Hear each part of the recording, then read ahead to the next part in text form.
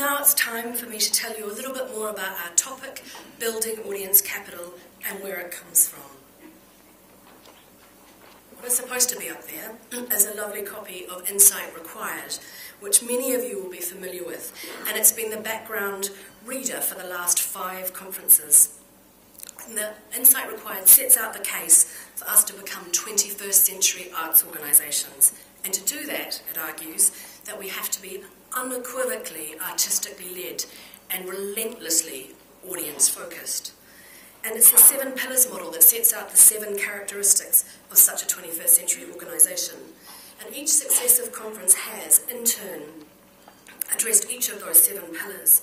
So we've explored how to become vision-led, brand-driven, interdisciplinary, outcome-oriented, insight-guided, interactively engaged, and personalised.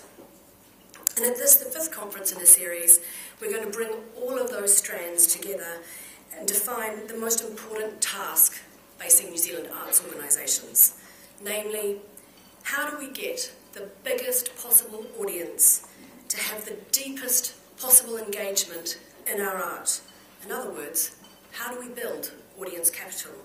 So since we met at the 4th conference last year, for those of you who are here, Creative New Zealand has been very busy.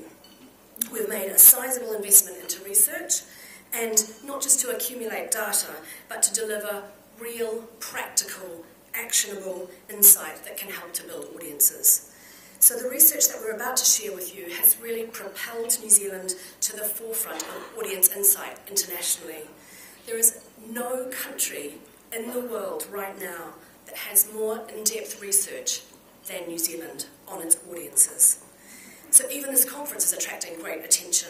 We're really proud about the number of quality Kiwi contributors that we have year on year. We began by importing most of the inspirational case studies from overseas, but now we're actively exporting those Kiwi case studies as far afield as the UK, Canada, and Denmark.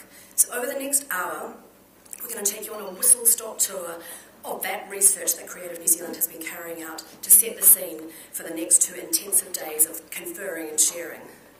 And so to begin, we're going to have a little video, and Stephen Wainwright, the Chief Executive of Creative New Zealand, will share the results from the New Zealanders in the Arts research.